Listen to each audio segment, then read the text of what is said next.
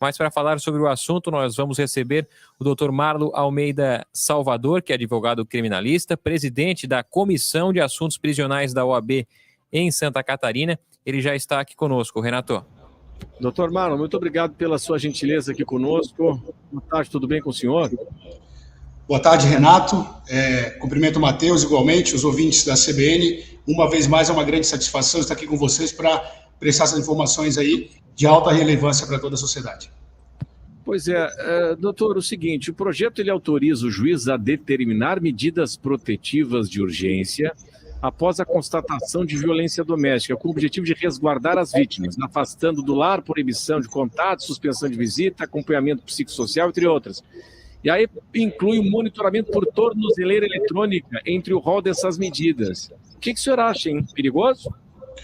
Renato, primeiramente é preciso se entender, né, qual o contexto em que a Lei Maria da Penha foi inserida, né? Se ela tem um caráter processual ou material. O objeto maior dela, não há dúvida, é a proteção da mulher no âmbito familiar. E o artigo 22 daquela lei, da 11.340, que já tem aí indo para 16 anos, a Lei Maria da Penha, né, ele traz ali um rol, né, de medidas que o juiz pode tomar, verificando a urgência e o intuito de proteger a mulher e proteger a família. O que tem se verificado muitas vezes é que algumas medidas, né, a depender do caso, da disposição do agressor, elas não se mostram suficientes, né? E aí entra uma grande dúvida em relação ao princípio da legalidade. Uma vez não havendo previsão de monitoramento eletrônico desse indivíduo que oferece risco à mulher, à família, né, é cabível a imposição dessa medida?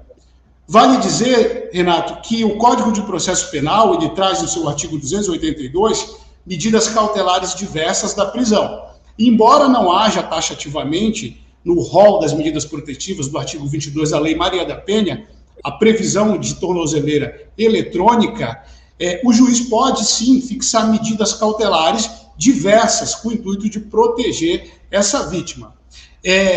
Acredito que o projeto de lei ele traz essa inovação, sim, reforçando essa proteção, né, e tem sim o seu mérito, né, nesse contexto de agressividade, de agressão às mulheres, né, e pensamos que ele realmente preenche essa ausência de legalidade quanto à imposição da medida cautelar que é a tornozeleira eletrônica. Muitos juízes se sentem incomodados, às vezes, em fixar essa medida justamente por ausência de amparo legal. E a Lei Maria da Penha, ela tem também um contexto não só material, mas processual também. E embora seja possível a aplicação da medida cautelar nos termos do Código de Processo Penal, o projeto de lei, sim, ele vem em boa hora, embora haja, sim, algumas controvérsias e algumas dúvidas.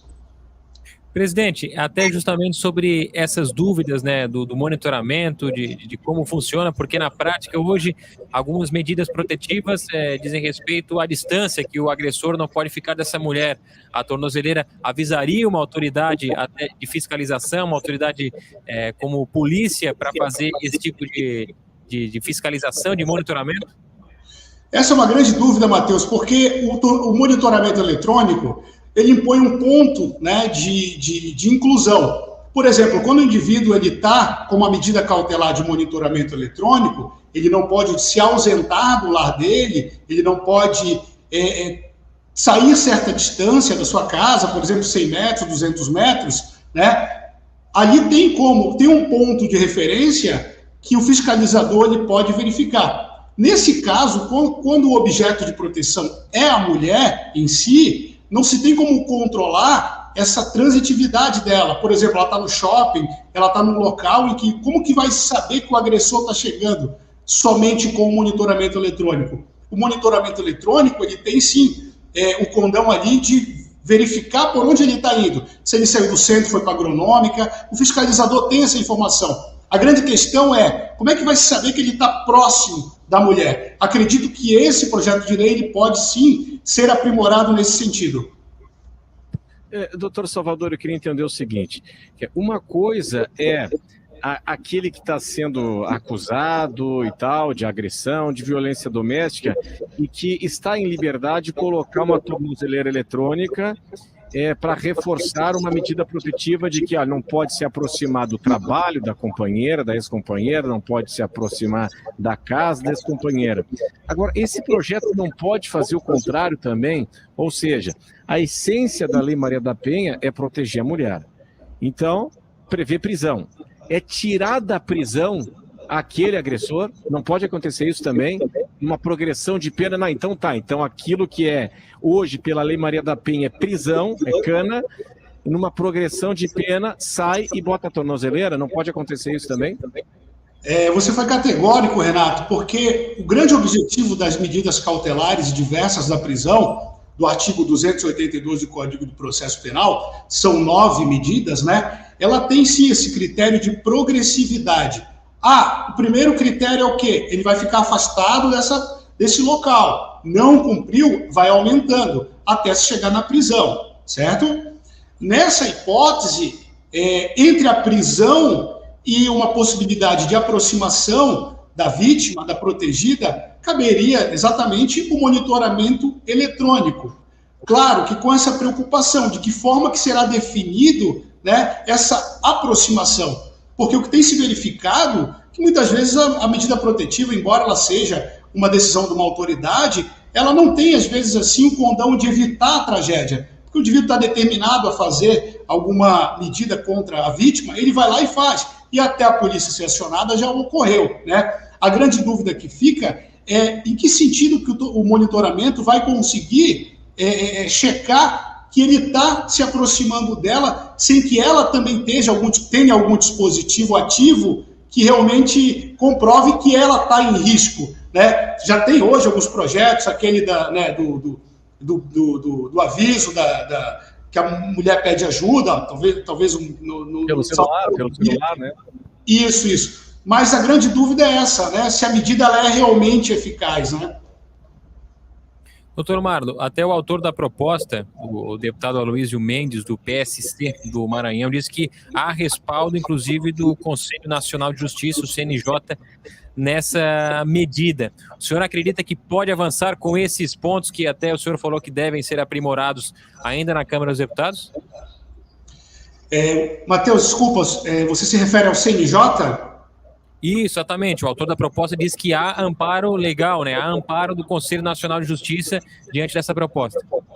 Matheus, essa tua pergunta é importante porque o que acontece? O CNJ ele é um órgão, né? É um conselho, né, que ele regula a atividade judiciária, né? Só que o grande legitimado para propor, né, não para propor, mas para editar legislações, leis, enfim, inclusive alterações no Código de Processo Penal, na Lei Maria da Penha, enfim, é o Congresso, né? O CNJ, ele traz, né, algumas regulações no âmbito da Justiça, né? E a partir do momento em que ele cria uma normativa, uma resolução em que ele cria categorias, né, processuais ou penais, há de ser questionado se ele não está invadindo uma competência legislativa. Embora a medida regulada por normativa do CNJ, por mais louvável que ela seja, tem que ser verificado esse critério, que é o critério da constitucionalidade formal da iniciativa legislativa, né? Então, provisoriamente, o que tem acontecido, por exemplo, e essa hipótese se verificou no caso da audiência de custódia.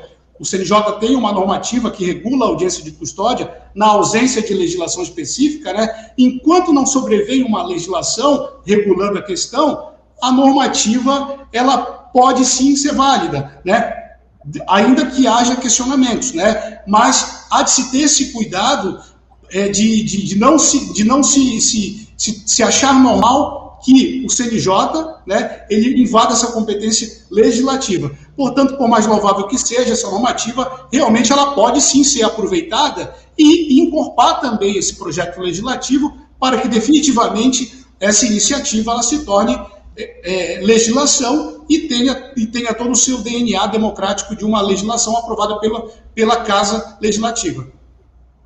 Doutor Marlo Almeida Salvador, presidente da Comissão de Assuntos Prisionais da OAB, tratando de um assunto que a sociedade tenta resolver de alguma forma, é tão difícil, né? O nosso site, NSC Total, a gente vê toda semana, lamentavelmente. É sempre a mesma história, né, doutor? São mulheres que decidem romper um relacionamento, aí o companheiro, esse companheiro não aceita, não é minha, não vai ser de mais ninguém, e vai lá e mata a companheira. É um negócio terrível, né? O sofrimento dessas mulheres, dos seus familiares, aí tem filhos, tem pais, tem irmã envolvida, é um negócio terrível, né? Estamos tentando, né, tratar do assunto, encaminhar a algo aí mais propositivo, mas é algo definitivamente não resolvido na nossa sociedade ainda, né? Sim, Renato, nós temos uma cultura, muitas vezes, dentro dessa, principalmente no âmbito penal e processual, de se criar conchas de retalho. A gente acaba criando medidas ali que não resolvem, né, de uma forma assim mais abrangente, acabam sendo um provisório, um paliativo, enfim.